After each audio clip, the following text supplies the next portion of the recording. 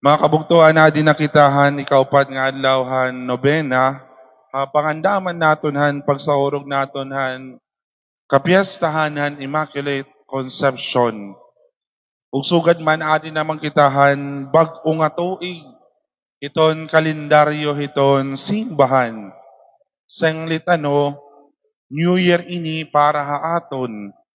Sanglit pakikulawi daw lani iton iyong mga tupad, pakisaring nga maupay nga aga, Happy New Year.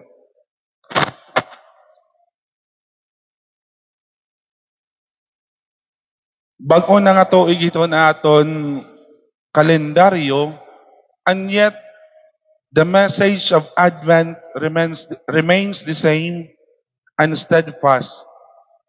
Prepare for the coming of the Messiah. Pag-andam, kay maabot na ito na aton manunubos. Ngan usay itong pinaka-the best nga pag-andam nga aton may himo, yan ang Adbyento, is to keep hope alive. Nga tibigan naton nga mabuhi an aton paglaom. Nga amo man inito naton tema yan ang adlaw, ito ni kaupat nga adlaw, ito naton nobena. Keeping hope alive, engaging in spiritual and corporeal works of mercy. Nga ni amo man inidaman itong ginihingadayan ito naton mga pagbasa, yan ang adlaw.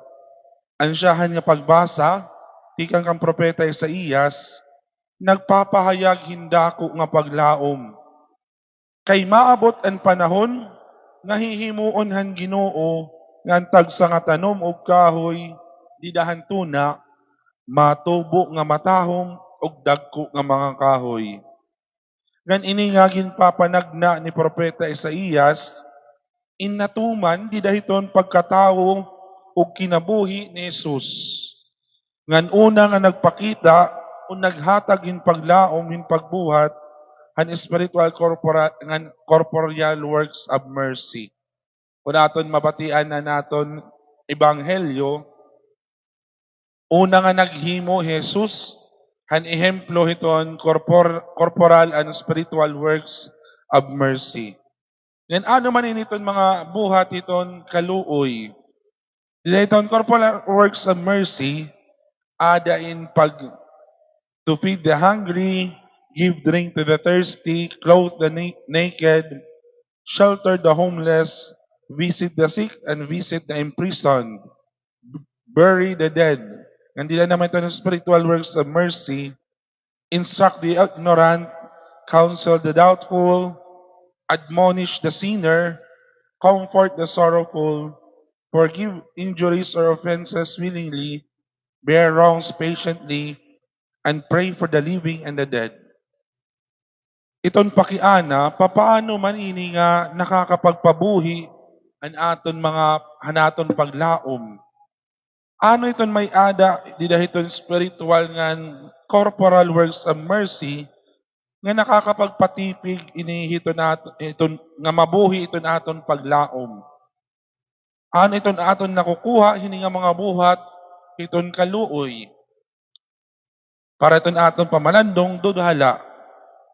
Siyahan nagtutubo ang paglaom kung gimpipili naton nga makita Jesus didahan aton mga pag-antos o didahiton pa nga pag-antos. Na ipapadayon naton nga buhi ang paglaom, diri pinaagi han paghulat nga mawara iton mga problema, nga mawara iton mga pagkukuri o mga pag-antos, kundi pinaagi hin pagkilala ug pagkita kan Kristo ha mga nasasakit, ha mga nagkukuri, ha mga nag-aantos. Ang spiritual nga corporal works of mercy, diri lang niya simple nga mga buhat or buruhaton. Ito'y mga sandali ng pagtatagpo where we encounter Christ. Nga di dahiton aton pagbuhat niton kaluoy, nakikita naton or naaabat naton iton presensya hiton Dios.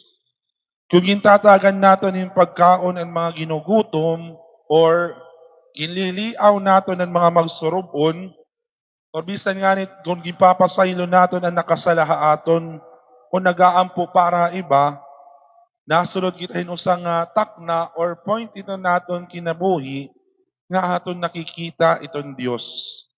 Grace happens and hope is shared. Nagiging mas marion ang paglaom kung impipili naton ang pagpaid imbis nga kawaray pagtagad. Ang pagpailob imbis iton kaguol. Nga ang pagpasaylo imbis iton pagdumot. Ang tagsa nga buhat iton kaluoy, ang pagliaw hausa, pagpamati usa nga sangkay nga nasasakit, o paghatag ang usa nga anyaw nga nagkikinahanglan, nagiging hilom ini nga proklamasyon nga diri kita ginbabayaan iton Dios ug buhi iton Dios dinhi aton. Kay kung nagbubuhat kita ng spiritual and corporal works of mercy, mas nagiging kawangis tayo ni Jesus. Makikita iton iba o maaamat nila iton iba, iton presensya iton Dios sa aton. And kung aton la pamamalandungan pa, in engaging in these works of mercy, we allow ourselves to become instrument of God's grace and love to others. Sanglit nagiging buhi iton paglaom. Sugad hangin buhat ni Jesus dilan aton ebanghelyo. Pinagyan iya buhat ang kaluoy, nakahatag hinda ko nga paglaom, ngadton kapitan nga Romano. Nabuhi ang paglaom, pinaagihan buhat ang kaluoy, ngan amo man ini po iton usa nga ayat aton, yan nga adlaw. Ikaduha, ang paglaom nag-aaghatin pagbuhat. Ang pagbuhat nagpapahayag in paglaom.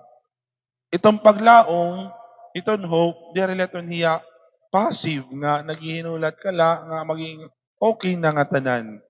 Itong Kristiyano nga paglaom, nagpapagios sa natong kasing-kasing nga nan aton mga kamot. Ang mga buhat ang kaluoy, aman mga konkreto nga paagihin pagsaring, ang gugma, mas marigon kaysa itong mga pag-antos o mga kasubok. That love is always greater than despair. Kung nabuli kita sa nga tao, ha material man nga butang or ha spiritual nga buruhaton nga aspeto, igimpapakita naton o igimpapaabat naton iton gugma iton Dios. Nakakapagdara kita iton paglaom, hakadatak na nga nabisita kita ha mga magsakit o iti mga nag-uusaan. Hakadaktak na ginsasagdonan nato ng usa nga nagugupong. Hakadatak na kung nahatag kita, nagiging mahinatagong kita ito nato ni kasitaw.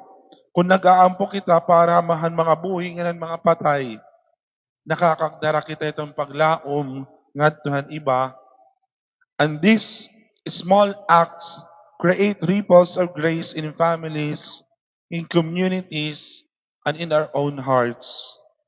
Nagpapahinumdum hira aton nga ang paglaom, diri la usa nga butang nga gintitipigan la naton, kundi usa ini nga butang nga aton ginpapaangbit ha iba. Nga di dahil aton pagpapaangbit, mas nakikita iton iba nga ungod manggod nga naigios iton Dios. Nga the more nga aton ginpapaangbit iton paglaom, the more nga nalang buong nagtutubo nga matahom ug dako siring pa naton siyahan nga pagbasa. Mga kabugtuan, atong pagpadayon ito naton santos nga misa, sana katagan kita itong grasya, itong paglaom ug pag-iusong kita itong Dios nga magbuhat in mga spiritual or corporal works of mercy, lalo na yan nga panahon itong Adbyento. Ito naton mga spiritual and corporal works of mercy, nahatagan naton hiton, kung nagbubuhat kita iton mga buhat itong kaluoy, nahatagan naton nawong iton gugma ug kaluoy ug pigagi hini na ipapaangbit o mas natitipigan naton iton aton paglaom. Amen.